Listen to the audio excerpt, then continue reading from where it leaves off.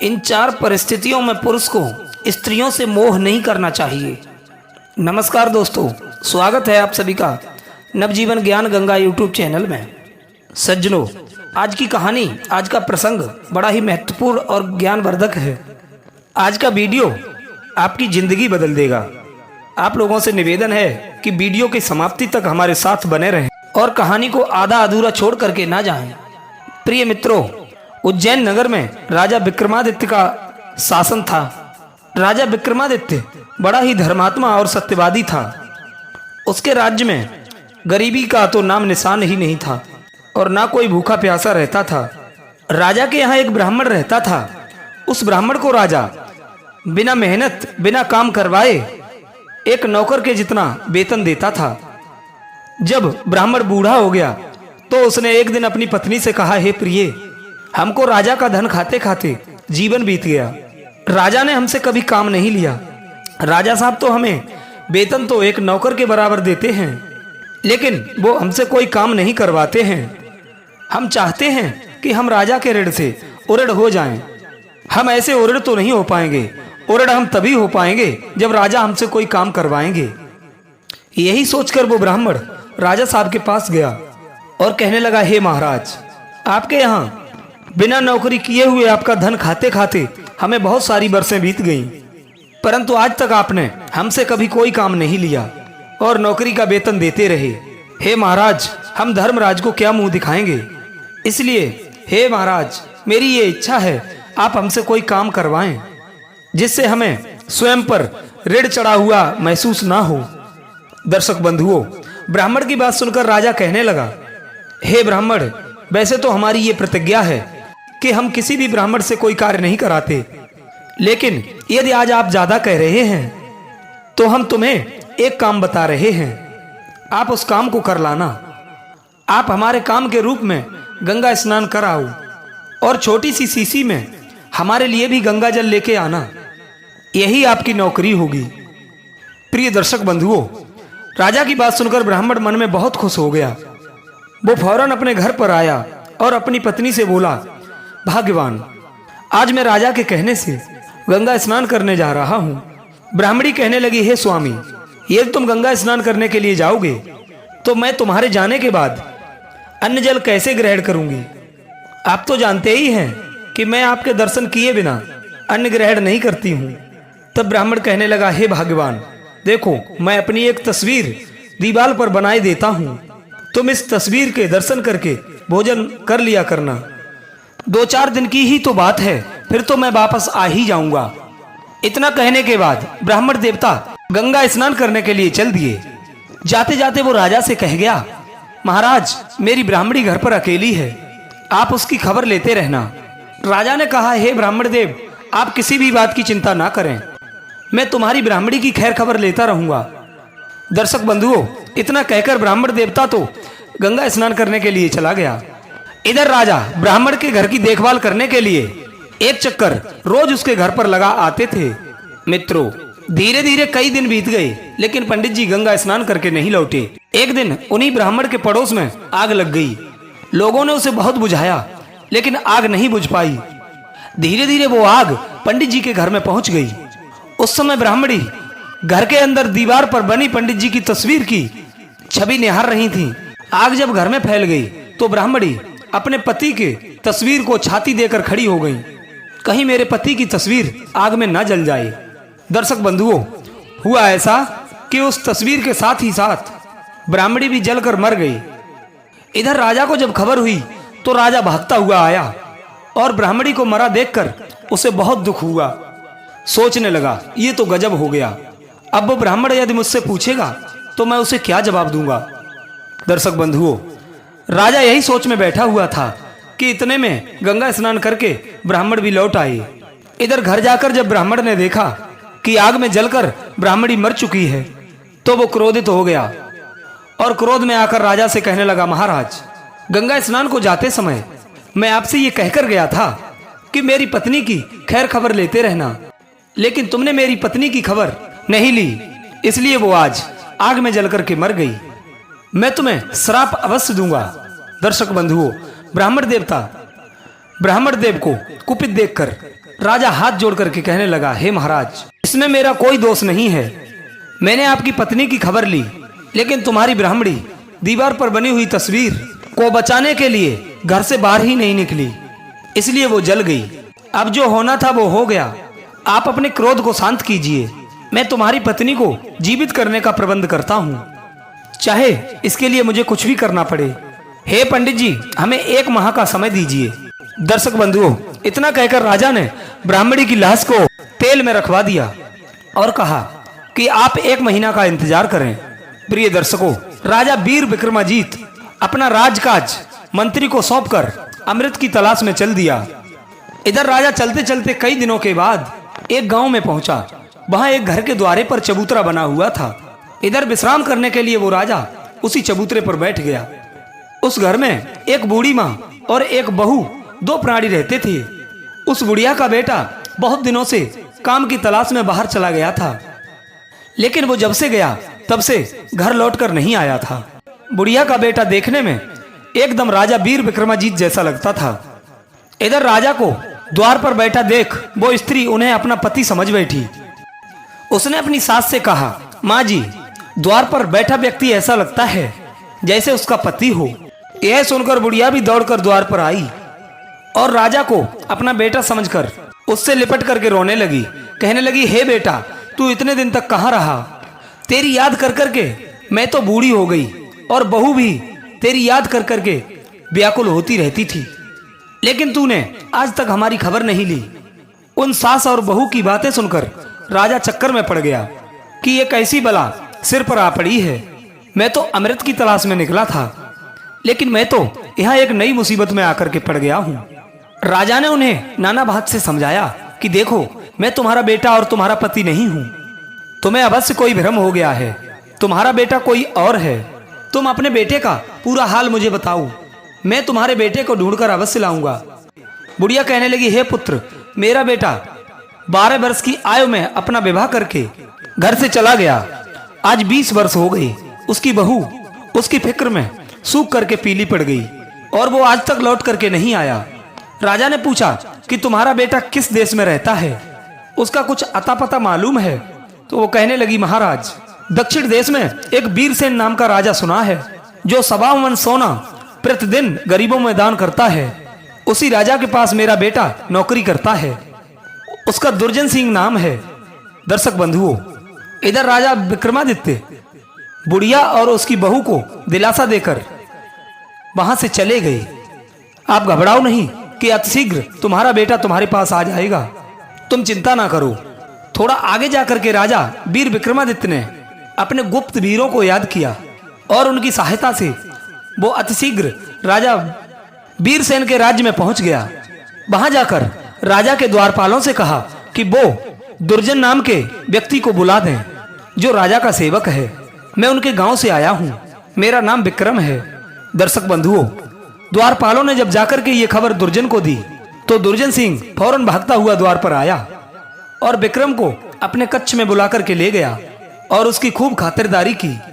विक्रम कहने लगा, हे भाई दुर्जन, जब से तुम अपने घर से चले आए हो तब से तुमने अपनी सूरत तक नहीं दिखाई है। तुम्हारी माँ और पत्नी का रो रो करके बुरा हाल हो गया है। जैसे भी हो आप उन्हें जाकर के अपनी सूरत दिखाइए। तब दुर्जन कहने लगा, हे मित्र, क्या बताऊं, राजा साहब मुझे यहाँ से जाने नहीं देते। ना तो वो मुझे छुट्टी देते हैं और ना इस्तीफा लेते हैं। अब मैं क्या करूं? विक्रम कहने लगे, कोई बात नहीं, तुम राजा से कहना कि मैं घर जा रहा हूं। मेरे बदले मेरे स्थान पर मेरा भाई काम करेगा। दर्शक बंधुओं, इधर दुर्जन ने वैसा ही किया। राजा को जाकर के सारी बात बताई कि गांव से मेरा भाई आया है, मेरी पत्नी व मेरी माँ की तबीयत खराब है। मेरे स्थान पर मेरा भाई तुम्हारे यहाँ काम करेगा। 1 माह के बाद मैं वापस आ जाऊंगा।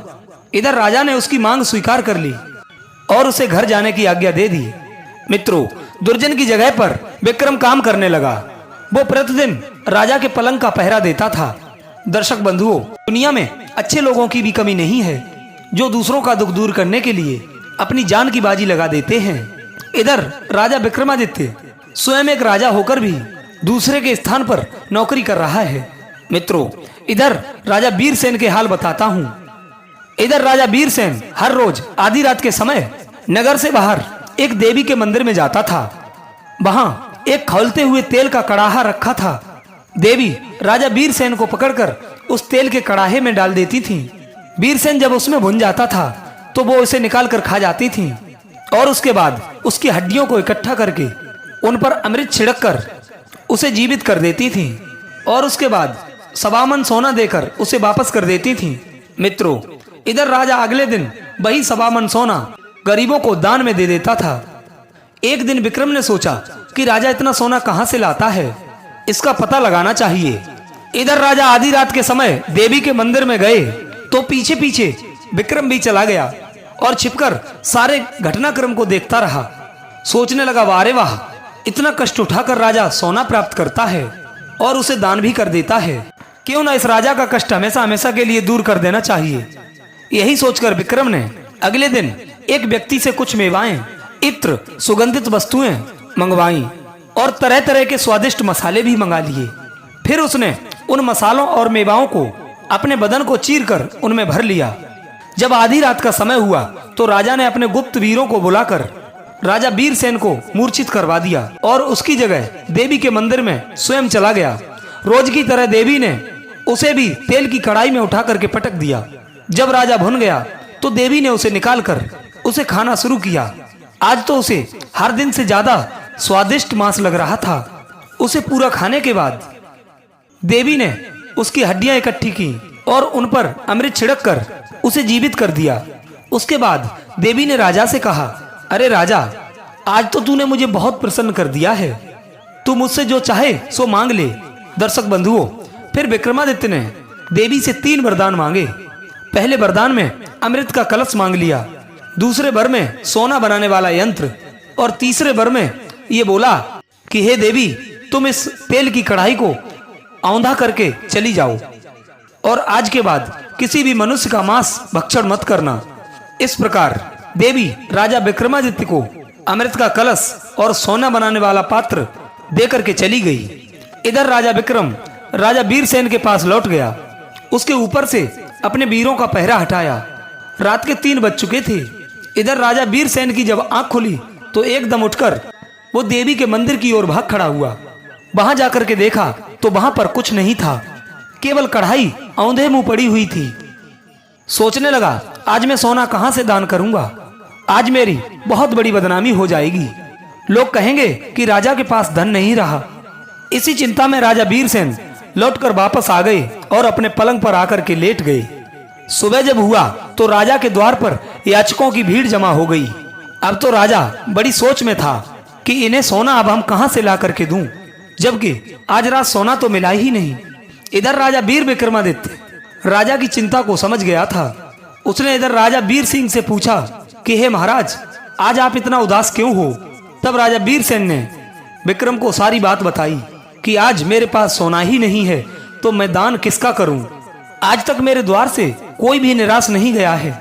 तब विक्रम कहने लगा, हे महाराज, आप चिंता ना करना, लो ये सोना बनाने वाला यंत्र है, इससे 1.25 मन सोना निकालकर आप दान कर दो।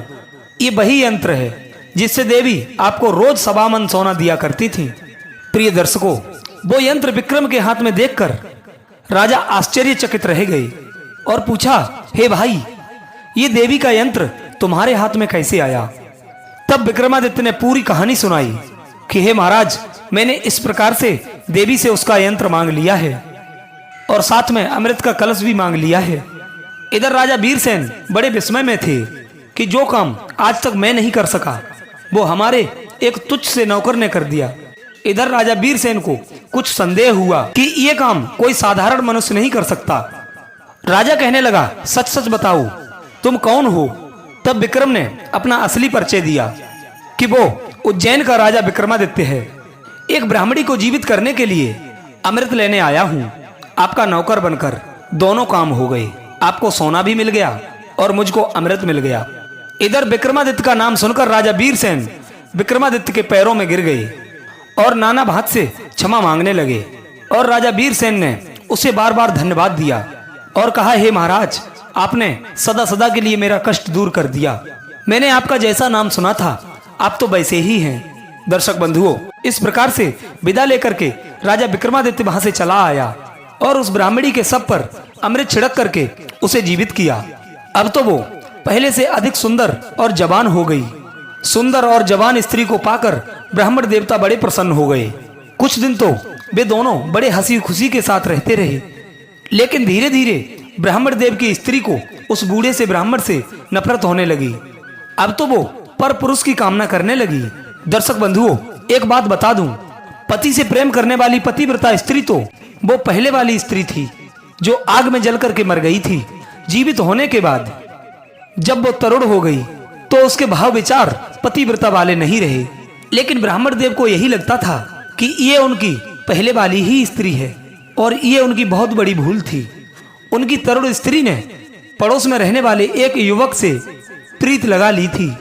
एक दिन वो स्त्री अपने प्रेमी के साथ घर में ही थी। इसी बीच ब्राह्मण देव घर में पहुंच गए। अपनी स्त्री को दूसरे पुरुष के साथ देखकर बूढ़े ब्राह्मण ने उसे बहुत पीटा, परंतु उसके स्वभाव में तनिक भी बदलाव नहीं आया। मित्रों, बदलाव आता भी कैसे? ब्राह्मण तो बूढ़ा था, लेकिन उनकी स्त्री जवान थी और यौवन से संपन्न थी। एक दिन वो स्त्री अपने पति को भोजन में विष देकर अपने प्रेमी के साथ दूसरे शहर में चली गई। इधर ब्राह्मण देव की मृत्यु की खबर पाकर राजा विक्रमादित्य अमृत का कलश लेकर के आए और उन्हें जीवित किया और समझाया कि हे ब्राह्मण देव, जो अवस्था आपकी भजन करने की है उसे आपने स्त्री मोह में लगा दिया। हर काम की एक निश्चित समय सीमा होती है, उसी आयु तक ही सारे काम अच्छे लगते हैं। तरुण स्त्री को पाकर आपको तो बहुत खुशी हुई होगी, लेकिन आपको पाकर उसे बिल्कुल भी प्रसन्नता नहीं हुई होगी। विवाह, संबंध, मित्रता सदैव बराबर वालों में ही शोभा देते हैं। हो सकता है विधाता ने आपको धर्म के मार्ग पर चलने के लिए आपके साथ में ऐसा किया हो, आपको भगवत भक्ति में जोड़ने के लिए ऐसा किया हो। आपकी तरह राजा भर्तरी की भी स्त्री बहुत पतिव्रता थी। जब मरने के बाद गुरु गोरखनाथ ने उसे फिर से जीवित किया था तो वो भी बदचलन हो गई थी। हे ब्राह्मण देव, राजा भर्तरी को भी होश में लाने के लिए ही गुरु गोरखनाथ ने ये माया रची थी और उसी माया के बस में आप भी हो गए हो। भोगों से कभी भी किसी का मन नहीं भरा है। जितना ही आप भोगों में लिप्त होगे, भोगों की अग्नि उतनी ही प्रचलित होती चली जाएगी और एक दिन ये भोग आपको ही समाप्त कर डालेंगे। इन 4 परिस्थितियों में स्त्री में कभी भी मन नहीं लगाना चाहिए। नंबर 1, जब स्त्री बदचलन हो जाए और वो आपका अपमान करने लगे। नंबर 2, जब स्वयं के ऊपर बुढ़ापा आ जाए और आप जर्जर अवस्था में पहुंच गए हों, उस समय स्त्री में आसक्ति नहीं रखनी चाहिए। नंबर 3, जब स्त्री मर्यादाओं को लांघकर धर्म का उल्लंघन करने लगे, तब स्त्री से कभी मोह नहीं रखना चाहिए।